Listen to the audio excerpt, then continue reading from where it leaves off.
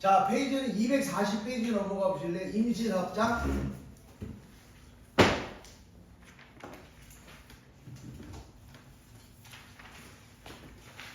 자, 임시사업장은 기존 사업장의 일부로 봅니다.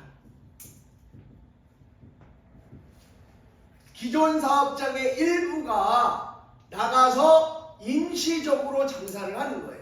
그래서 이럴 때 박람회, 전람회 그런 각종 경기대회, 국제회의,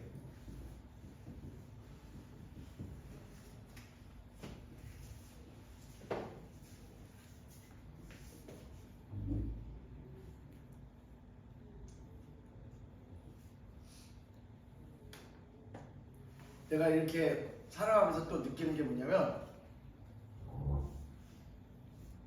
그게 관심이 거기에 가니까 때에 따라 이게 변하더라고. 그래서 어떤 거냐면 결혼을 하려고 마음먹으면 여기에를 많이 참가해.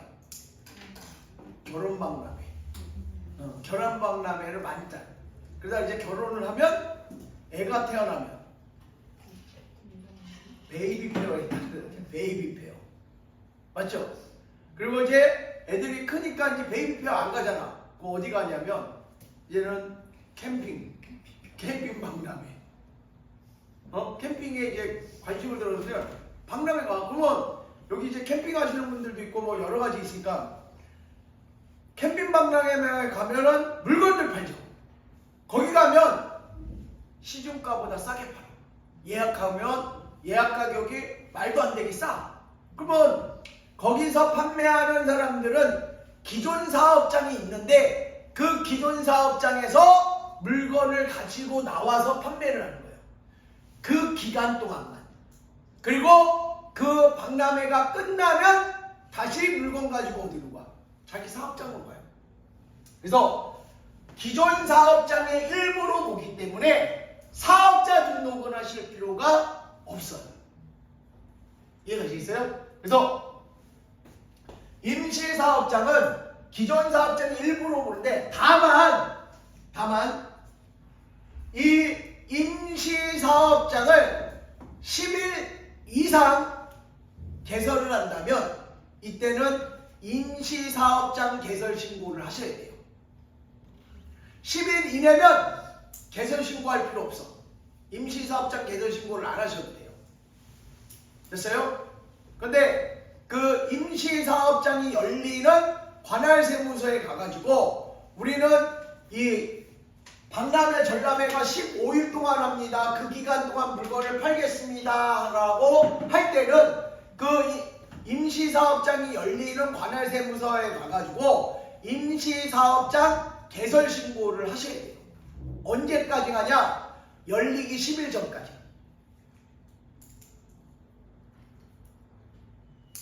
개설 10일 전까지. 그리고 끝난 날로부터 10일 이내에다가 반드시 폐쇄 신고를 하셔야 돼요. 개설 신고와 폐쇄 신고를 같이 하셔야 돼요. 그런데 10일 이내면 그때는 안 합니다. 그러니까 캠핑 박람회나 베이비 페어나 뭐 이렇게 하는 것들 있잖아요. 결혼박 일주일을 안 넘어. 보통 3일 4일 하잖아. 그쵸? 그러면 그럴 때는 임시사업장 개설 신고를 할 필요가 있다 없다? 근데 사업장은 사업장이에요. 얘도 사업장은 사업장이야. 다만 얘는 직매장 같은 경우에는 무슨 자 등록을 하지만 얘는 기존 사업장이 이미 사업자 등록이 됐기 때문에 안 해도 됩니다. 이해가시겠어요?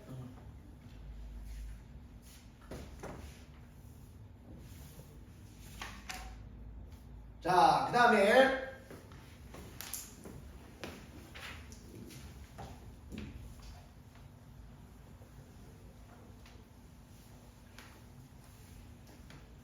이번에는 다 지우고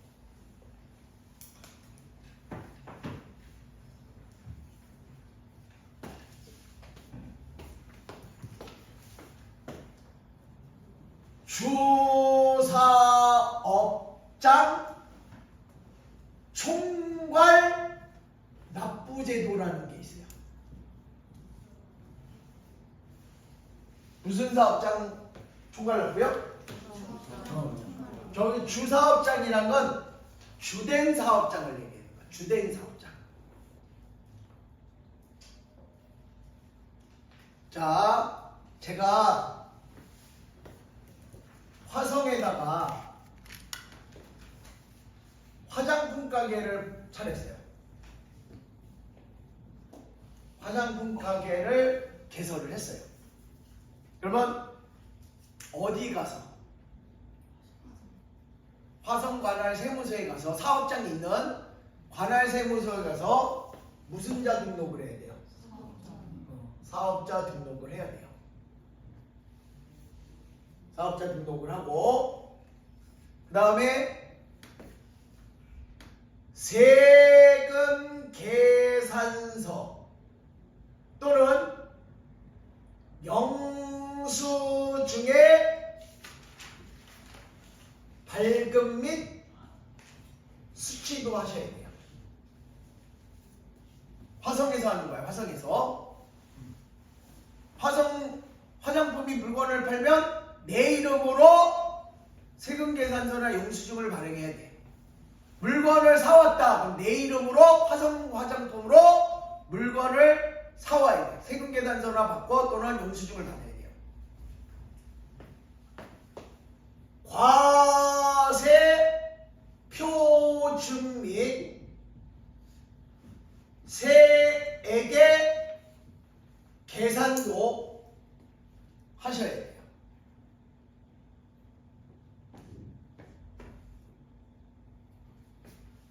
신고 납부도 해야 되고 잘못한 게 있으면 결정과 경정도 화성세무서로부터 받으셔야 돼요. 되셨어요? 그런데 이제 문제가 뭐냐면 너무 장사가 잘 돼가지고 수원에다가도 화장품 가게를 차렸어.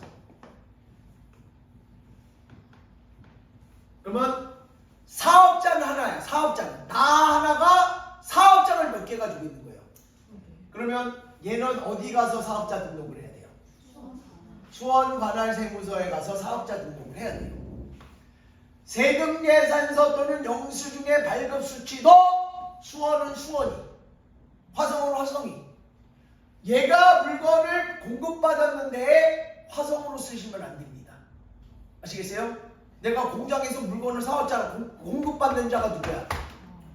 그러면 누구로 해야 돼? 화성으로 해야 돼? 수원으로 해야 돼? 수원이 받았으면 수원 매장 이름으로 써야 되는 거예요. 됐어요?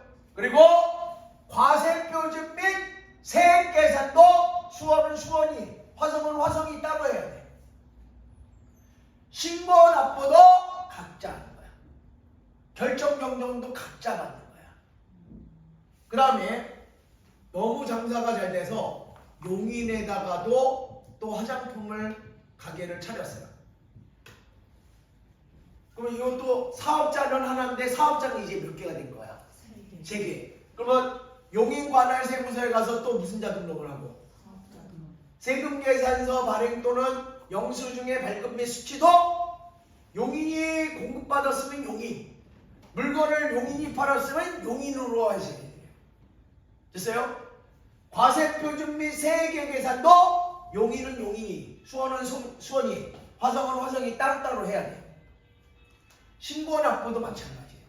결정 경정도 용인인데 수원이 나와서 할 수 있다 없다? 없다. 수원은 수원이 해야 되고 용인은 용인이 하는 거야. 이해가셨어요? 자, 이렇게 해서 각자가 사업자 등록을 다 맞췄어요.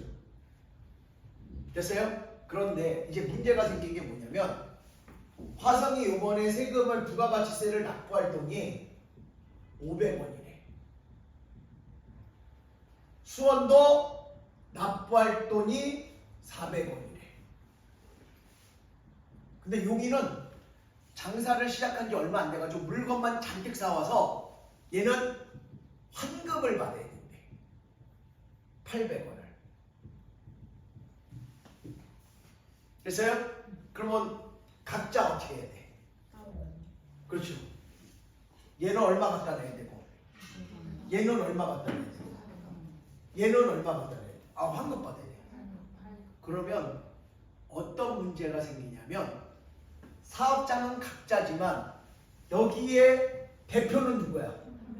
한 명이잖아. 결과적으로 내 돈이 나가는 거야. 그런데 만약에 10월 25일이다 법인이고 그러면 10월 25일까지 얼마 신고하고 납부해야 돼요? 500원 신고하고 납부해요. 얘 10월 25일까지 얼마 신고하고 납부해요? 400원 신고하고 납부해요. 얘는요 환급은 예정 때 안 해줘요. 언제 해주냐면 2월 24일 날 이 정도 해줘요. 내년이야 내년. 그럼 어떻게 되냐? 자금 압박을 먹잖아. 맞죠? 자금 압박. 일단 얼마를 갖다 내야 돼? 900원을 갖다 내고 한참 있다 얼마를 돌려받아야 돼? 만약에 이게 1,800원이라도 마찬가지야. 900원은 먼저 갖다 내야 돼. 그럼 나중에 1,800원 돌려받아야 돼. 그러면 사업자가 재투자할 돈이 생겨야 안 생겨요. 그래서 만든 제도가 주사업장 총괄납부를.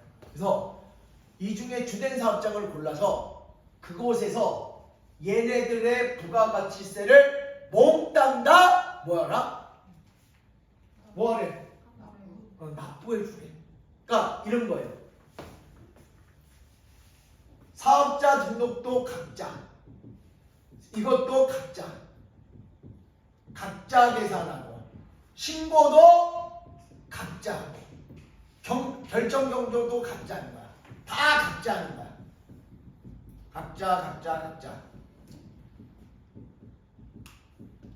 각자 하라는 거야. 개인적으로 각자 하라는 거.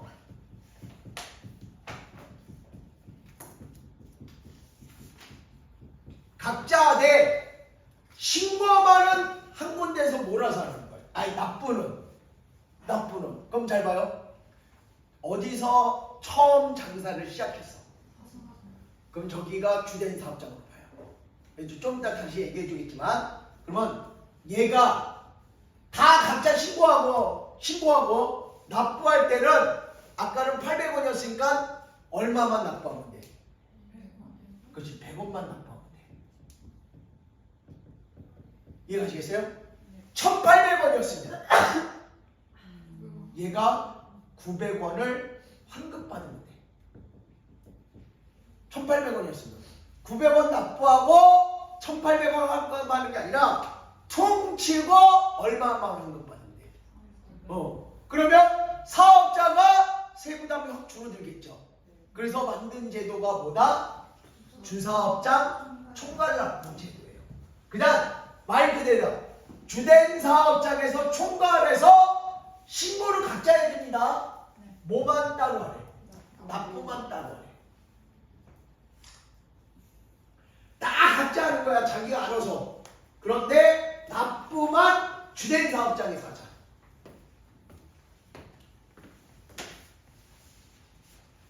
저게 업종이 달라도 돼요? 네? 업종이 달라도 돼. 사업장 하나고 사업장만 여러 개면. 사업자 번호도 세 군데 다 다른 거죠? 사업자 등록을 각자 따로따로 하니까 세 개가 나와야죠. 그리고 여기 화장품이고 또 뭐 있을까? 화장품 말고 뭐 할까? 신발. 그 다음에 여기는 뭐 옷. 괜찮아. 사업자가 하나고 사업장은 여러 개니까. 자, 여기에서 주사업장을 어떻게 구분하냐면 요게 두 가지로 나눠요. 법인과 개인으로 나눠서 법인은 본점과 지점 중에 선택을 할 수가 있어요. 뭐를? 주된 사업장.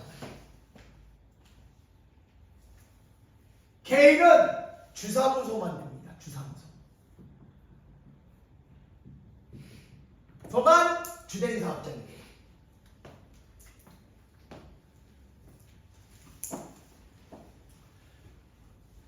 본점이 뭐죠?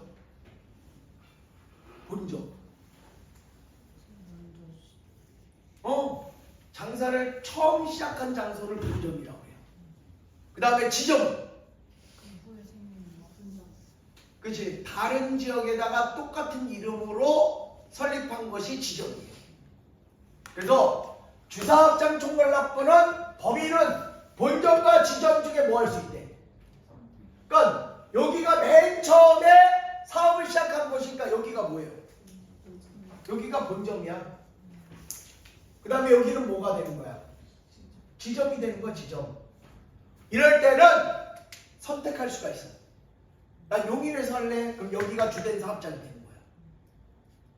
이해가시겠어요? 근데 개인 사업자는 이 주사무소가 뭐예요? 본점의 개념이야. 그 본점을 주사무소라고 해. 그럼 지점은 뭐라고 할까요? 부사무소라고 해. 부사무소. 그런데 개인들은 무조건 주사무소만 돼. 여기가 개인이면 여기가 주사무소야. 개인들은 여기가 주사무소. 지점은 부사무소라고 해. 부사무소. 하지만 개인은 선택할 수 없습니다. 무조건 뭐예요? 주사무소. 그래서 주된 사업장을 하나 찍어가지고 거기에서 납부만 하는 거야. 환급도 마찬가지예요. 주된 사업장에서 환급 받는 거야.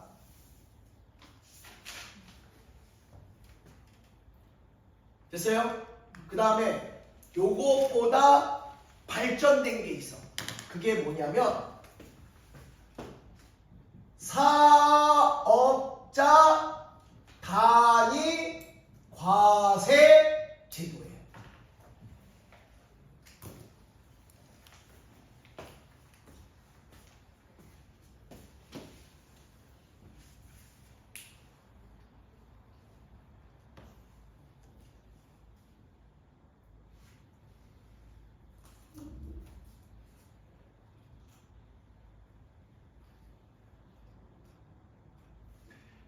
될 수 있으면 사업자 단위 과세는 같은 업종일 때 쓰는 게 좋아. 같은 업종일 때, 여기 화장품일 때.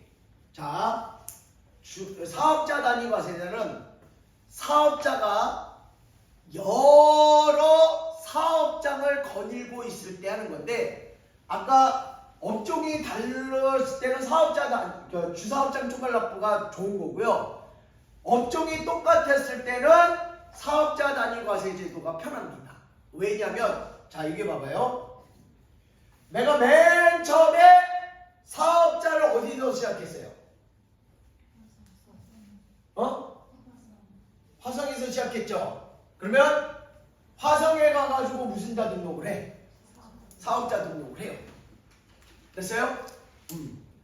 세금 계산서 발행할 때 내가 공급을 했으면 화장품이야. 공급을 받았어. 화장품을 사왔어. 공장으로부터. 그러면 공급받는 자도 화장품이야. 과세표준 및 세액계산도 화성이 하고 신고납부도 화성이 합니다. 결정정정도 화성이 하는 거야. 그런데 장사가 너무 잘 돼가지고 어디다가 수원에다가 화장품 가게를 또 차렸어요. 그러면 이제 무슨 자 등록을 또 해야 돼? 안 합니다. 안 하고요. 화성세무서에 가가지고 나 요번에 수원 화장품을 신설했습니다 라고 뭐 하면 돼? 신고만 하시면 돼요. 됐어요? 그러면 사업자 등록번호를 얘가 예를 들어서 12381-12345다 그러면 얘도 이 사업자 등록번호를 똑같이 쓰는 거예요. 이해가시겠어요?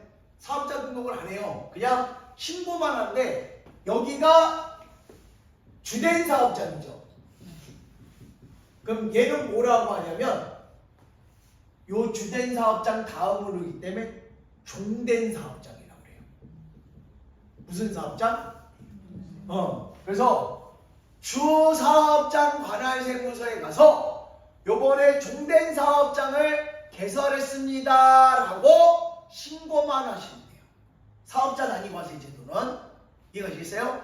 그리고 얘가 물건을 사고 얘가 물건을 팔았죠. 그런데 세금 계산서와 영수증을 발급하고 수취할 때는 얘 이름이 아닌 얘 이름을 씁니다. 사업자 단위 과세 제도. 얘 이름 쓰는 게 아니라 누구 거 쓴다? 본점 거 쓴다. 주된 사업자.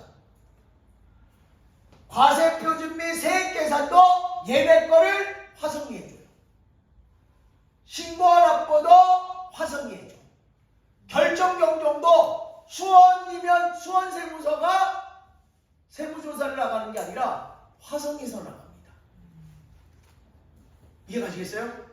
또 용인 화장품을 또 종된 사업자로 개설하면 용인이잖아. 용인 세무서를 찾아가는 게 아니라 화성 세무서에 가서 요번에 또 무슨 사업장을 개설했습니다. 종된 사업장을 또 개설했습니다. 고 종된 사업장 개설 신고를 하시면 돼요. 사업자 등록 안 합니다. 그럼 얘는 사업자인데 사업자 등록번호 없잖아요. 얘 거 쓰는 거예요. 얘 거. 됐어요? 용인이 물건을 팔았지만 누구 이름으로 판 걸로 한다? 화성. 물건을 용인이 사왔지만 누구 이름으로 받는다? 화성 이름으로. 과세표준 및 세액 계산도 얘네 거 다 얘가 계산해줘요. 신고 납부도 얘네 거 다 얘가 모아서 신고 납부해줘. 결정 경정도 용인이지만 화성세무서가 용인까지 가서 세무조사를 합니다. 그래서 가끔 가다가 보면 이런 게 있어. 나중에 한번 보세요. 분명히 나는 용인에서 물건을 샀는데 사업장 소재지가 수원으로 돼 있어. 이거 뭐야? 사업자 단위 과세 제도를 채택하고 있는 거야. 아니 용인인데 왜 사업장 소재지가 이거 불법 가맹점 아니야? 아니요. 사업자 단위 과세 제도를 하고 있어. 물어보시면 그 얘기 할 거야. 이해가시겠어요? 그래서 사업자 단위 과세 제도에서 주된 사업장이 어디냐? 주된 사업장. 법인은 본점, 개인은 주사무소.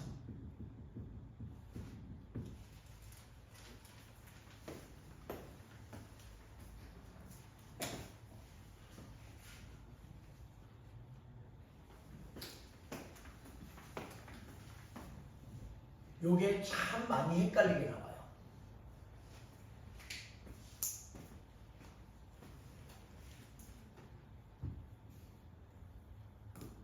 뭐가 나올까요? 이렇게 나와. 다음 설명 중에 올바른 걸 고르시오. 해서 이렇게 나와요. 사업자 단위 과세 제도는 주된 사업장을 본점과 지점 중에 선택할 수 있다. 맞아요, 틀려요? 그거는 사업자, 주사업장 총괄 납부지 사업자 단위 과세 제도가 아니잖아. 주사업장 총괄 납부에서 법인은 주사업장을 본점이다. 맞아요, 틀려요? 본점이 아니잖아. 본점과 지점 중에 뭐 할 수 있다? 그러니까 누가 선택을 하는지, 누구나 하나밖에 안 되는지를 잘 보셔야 돼요. 요게 되게 헷갈려. 사업자 단위 과세제도는 본점만, 주사업장 총괄 납부는 본점과 지점 중에 선택. 개인들은 무조건 주사무소만. 주사무소는 될 수가 없어요. 주된 사업자. 그러면 맨 처음에 사업을 시작한 데가 뭐라? 주된 사업장. 그 다음에 다른 지점은 뭐라고 한다? 종된 사업장. 이해 가시겠어요? 궁금한 거 있으면 질문해 보셔요. 없어요? 얘가 다 하는 거야. 사업자 단위 과세제도는. 장점? 세금을 얘가 신고하고 납부 다 하잖아. 세분할 필요 없어. 세분할 필요 없잖아. 얘 아까는 주사업장 총괄납부는 각자 신고도 해야 되잖아. 각자 세금 계산도 각자 해야 되고. 근데 여기서 다 해주는 거지.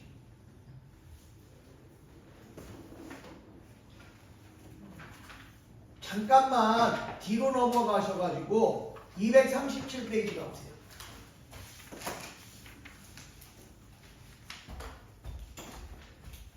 237페이지. 가셨어요? 아까 지금 말해도 모르랍니다. 넘어간 거 있죠? 그 사업자 정정신고 찾으셨어요? 거기에서 2일 이내 중에 4번 보세요. 4번. 사업자 단위 과세 사업자가 종된 사업장을 신설 또는 이전할 때 뭐 해야 된다? 사업자 등록증 정정해야 되는 거야. 종된 사업장을 신설하거나 얘가 이사 갔을 때, 이전했을 때. 됐어요? 이제 무슨 얘기인지 알겠죠? 주된 사업장이 뭔가요? 종된 사업장이 뭔지 알겠죠? 그 다음에 5번 사업자 단위 과세 사업자가 종된 사업장의 사업을 휴업하거나 폐업하는 경우. 휴업 또는 뭐 한다? 폐업.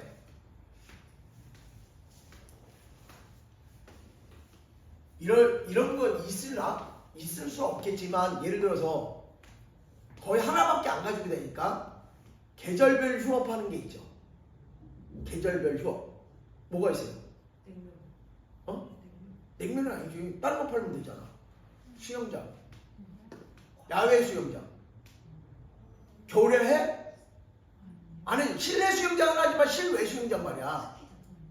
스키장. 겨울에만 하지 여름에 안 하잖아. 그래서 이렇게 휴업하는 경우도 있어요. 근데 정말 장사가 안 돼가지고 잠깐 쉬는 경우도 있어. 그럴 때 종된 사업장이 뭐 할 때? 휴업하거나 폐업할 때 사업의 종류에 변동이 있을 때. 아까 이건 설명했고 7번 사업장. 사업자 단위 과세 사업자는 사업자 단위 과세 적용 사업장을 이전했을 때. 그 다음에 9번부터 봅시다. 사업자 단위 과세 사업자가 사업자 단위 과세 적용 사업장을 변경했을 때. 됐어요? 이럴 때는 뭐하라? 변경하라. 정정하라. 정정. 그래서 며칠 이내에 걸린다? 이틀 이내에 정정해 주라는 거야. 근데 여기까지는 거의 안 나오고 정정에서 많이 나오는 건 증여시 이틀 이내에 해줘야 된다. 맞아 틀려? 증여 때는 뭐 해야 된다? 폐업해야 된다. 그죠? 상속은 정정 사유가 맞다. 그게 많이 나오니까 그것만 공부하시면 돼요.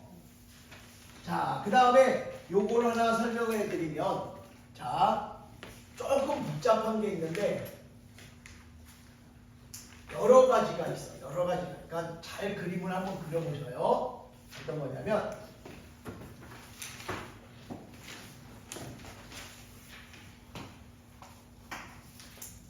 원칙은 여기가 공장이에요. 그 다음에 여기가 직매장이에요. 자기 회사 직매장이야. 됐어요? 공장에서 재화를 생산해서 직매장으로 재화를 공급했다면 재화의 공급으로 봅니다. 공장에서 생산한 물건을 직매장으로 물건을 보냈다면 재화의 뭐다? 공급이다.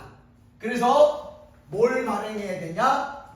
사업자와 사업자니까 세금 계산서를 발급해줘야 돼. 발행하셔야 돼요. 이게 원칙이야. 같은 사업장이라고 하더라도, 사업자라고 하더라도 사업장과 사업장 간의 거래이기 때문에 재화의 공급으로서 세금 계산서 주고받으셔야 돼요. 됐어요? 왜 사업자 등록번호 다르잖아. 이해가시겠어요? 그런데 예외가 있어. 그 예외가 뭐냐면 공장에서 직매장으로 재화를 공급하는 건 재화의 뭐다? 공급이다. 그래서 뭘 발행한다? 세금 계산서를 발행한다. 이게 원칙이라고 했잖아요. 맞죠? 근데 예외라는 건 이게 아니라는 거 아니야. 그래서 예외가 있는데 뭐가 있냐면 이 공장과 직매장이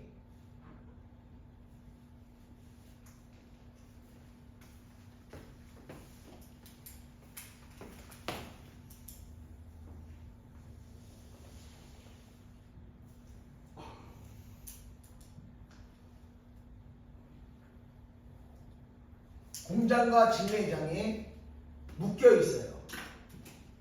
주사업장 총괄 납부제도 또는 사업자 단위 과세 제도로 묶여 있다면 이럴 때는 재화의 공급으로 보지 않습니다. 그래서 재화의 안공급이다. 공급이 아니다. 그러니까 재화의 공급이 아니니까 세금 계산서도 안 발행해도 돼요.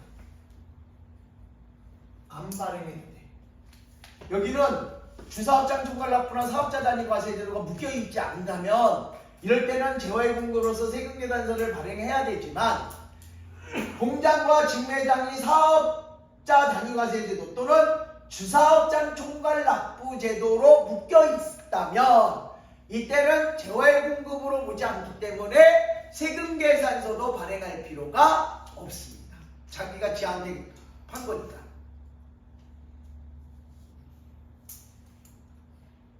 그런데 예외의 예외.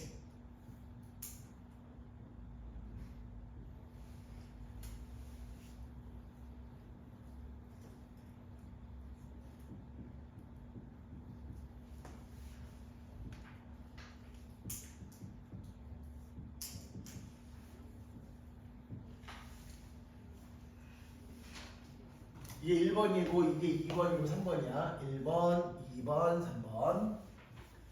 공장에서 직매장으로 재화를 보내는 건 뭐다? 재화의 공급이다. 그래서 세금 계산서를 뭐한다? 발행한다. 그런데 예외적으로 공장과 직매장이 뭘로 묶여 있다면 주사업장 총괄 납부 제도 또는 사업자 단위 과세 제도로 묶여 있다. 그러면 이때는 재화의 공급으로 온다, 안 본다? 안 본다. 그래서 세금 계산서 발행한다, 안 한다? 안 한다. 이게 예외였잖아. 근데 예외는 뭐냐면 경리의 실수로 세금 계산서를 뭐 해도 되는데 세금 계산서를 발행해버린 거야.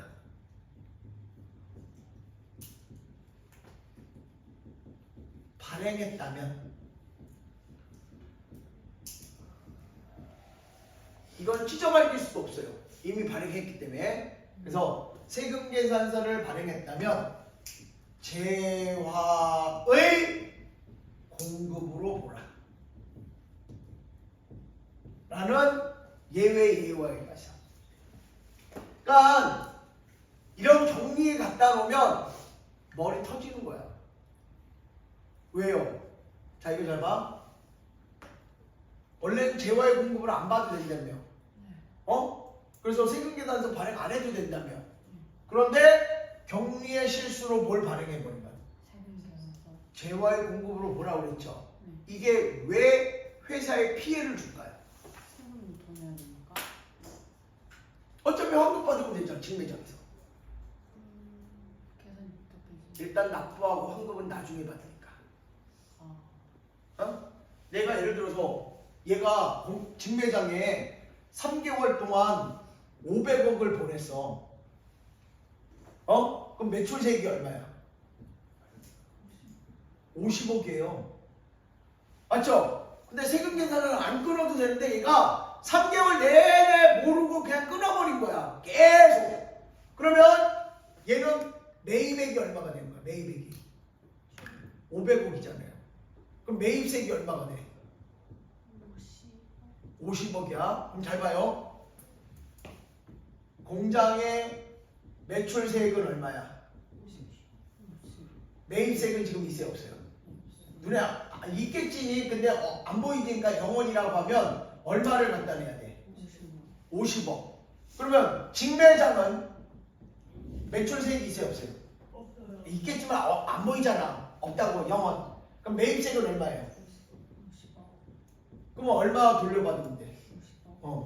뭐가 문제야? 50억 내고 50억 받는데 문제는 내는 건 지금 당장 갖다 내지만 환급은 한 달 있다가 또는 예정대라면 3개월 더 기다려야 돼. 4개월 정도 기다려야 돼. 그럼 사업자 돈이 어떻게 되는 거야? 묶여버리잖아. 그러니까 발행하면 안 되는 걸 발행해버리면 난리나. 사업주 죽어나는 거야. 사업주는. 난리나. 뭐 해버려야 돼? 잘라버려야지. 50억을 묶여버리게 하는 건데 아니 5만원 50만원 이 정도야. 다음 주부터 그러지 마. 그러지만 50억이 묶여버리면 큰 돈이야. 50억이 5천만원 해도 큰 돈인데 안 그래? 그러니까 이런 경기를 잘라버려야 돼. 그러니까 교육을 똑바로 받아야 되는 거야. 이게 뭘로 묶여있다면 또는 사업자 자리에 가서 해줄 때는 재화의 공급을 안 보기 때문에 세금계산서 발행할 필요가 있다? 없다. 근데 안 묶여있는데 세금계산서 발행 안 하면 되겠지 하고 또 한 번 또 안 되는 거야. 이때는 또 발행해야 되는 거야. 그러니까 잘 생각을 하시고 하라는 얘기야. 요 세 가지 꼭 기억해 두세요.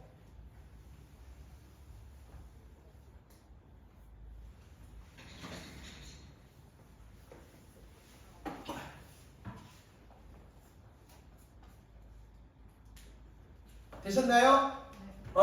자, 그러면 241페이지 갑시다. 다음 중 우리나라의 부가가치세법의 특징이 아닌 것은 우리나라의 부가가치세 특징이 아닌 걸 찾으래요.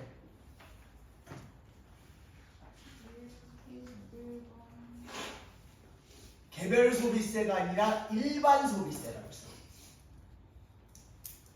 비싸던 싸던 사치품이든 필수품이든 에너지를 많이 먹던 적게 먹던 일반적으로 부과되는 게 부가가치세고 개별 소비세는 사치품, 에너지를 많이 먹는 이런 것들에 붙는 것이 뭐라고 했어요? 그렇지. 그러면 부가가치세는 개별 소비세가 아니라 일반 소비세입니다. 2번 홍길동은 일반 과세 사업자로 2023년 9월 1일에 사업을 시작하여 당일 사업자 등록 신청을 하였다. 홍길동의 부가가치세법상 2023년 2기 과세기간 잠깐만. 홍길동은 법인이야 개인이야? 개인이야 개인. 홍길동은 사람 이름이잖아. 주식회사 법인 주식회사 홍길동 이런 게 아니잖아. 홍길동은 개인이야. 개인은 언제부터 언제까지야? 9월 1일부터 과세기간 종료일인 12월 31일까지입니다. 그것밖에 없네. 9월 1일부터 시작하는 건. 그렇죠? 2번이 답이죠? 세 번째, 부가가치세법상 부가가치세의 과세기간으로 옳지 않은 거 찾아보세요.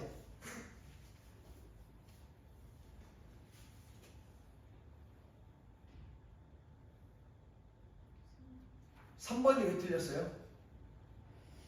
사업을 개시하기 전에 뭐부터 한 거야? 등록. 사업자 등록을 먼저 했잖아. 그러면 사업자 등록일로부터 과세기간 종료일까지지.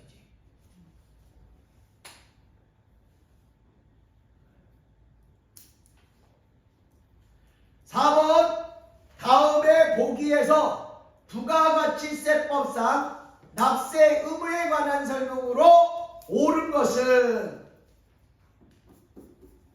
찾아보세요. 옳은 거.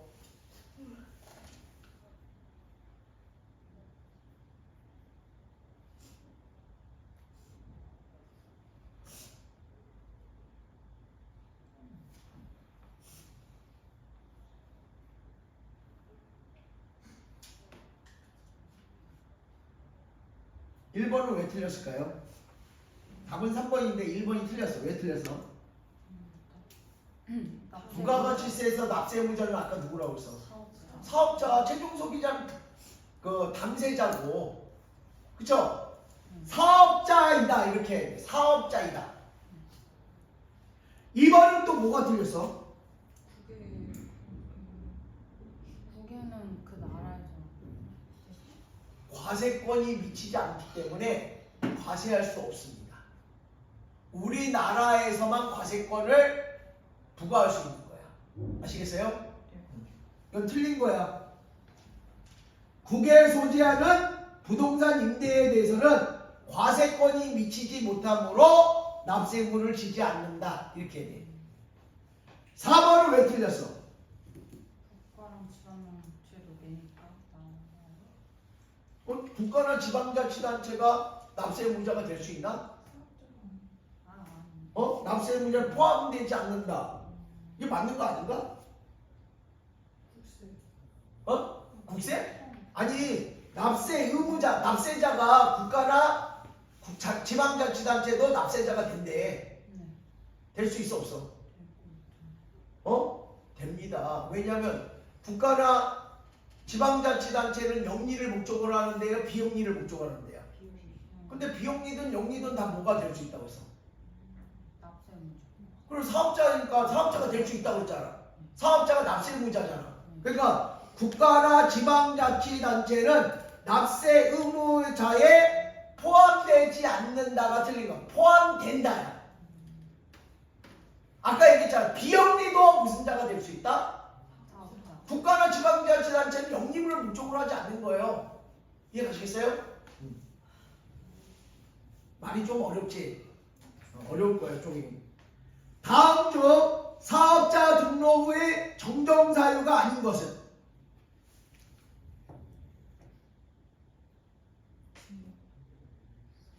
정정사유가 아닌 거. 징여로 인한 건 뭐라고 했어? 폐업이잖아. 징여로 인하여 사업자 명의가 변경됐을 때는 정정사유가 아니라 폐업사유다. 그러니까 아닌 정정사유가 아닌 걸 찾으라고 했으니까 4번이 답이지. 내가 나온다는 것만 딱 나오잖아. 봐봐.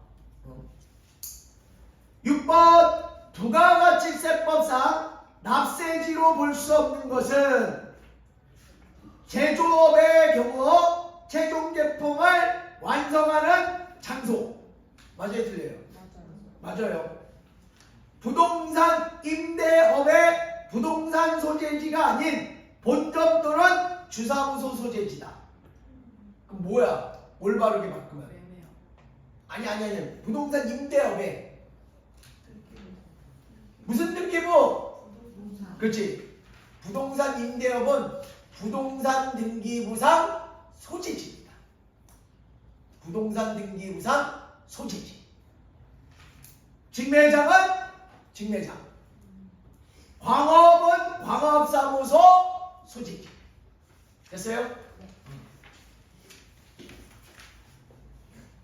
7번 다음 중 사업자 등록에 대한 설명으로 옳지 않은 것은?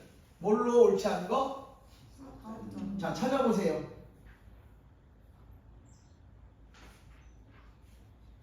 딱 읽어보면 이게 답이다 그러는 거야.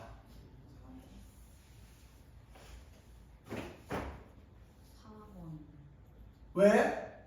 뭐가 틀렸어요? 그렇지. 사업 개시일 전이라도 사업자 등록은 가능하나 세무서가 거부할 수는 있다고 했죠. 근데 여기는 아예 원천을 막아버렸잖아. 사업 개시 전에는 사업자 등록을 할 수가 없다라고 해서 틀린 거예요. 되셨어요?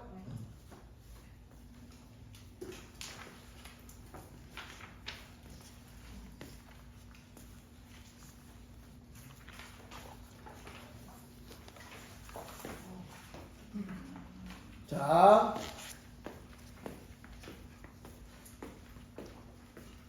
부가가치세 1급은 요 정도만 하시면 돼요.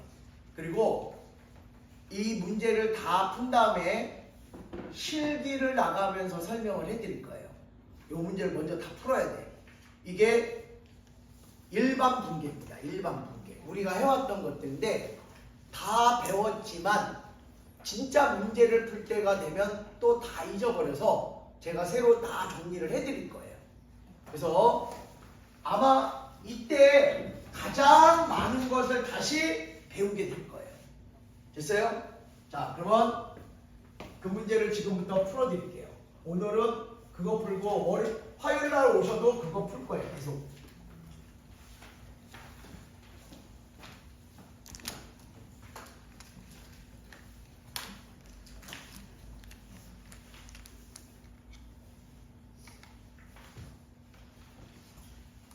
자, 48회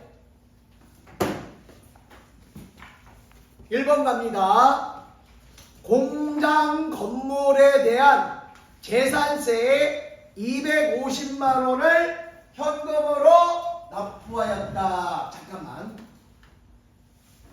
분계를 할 때 차변과 대변을 나눠서 분계하죠. 들어오면 어느 변? 나가면 늘어나도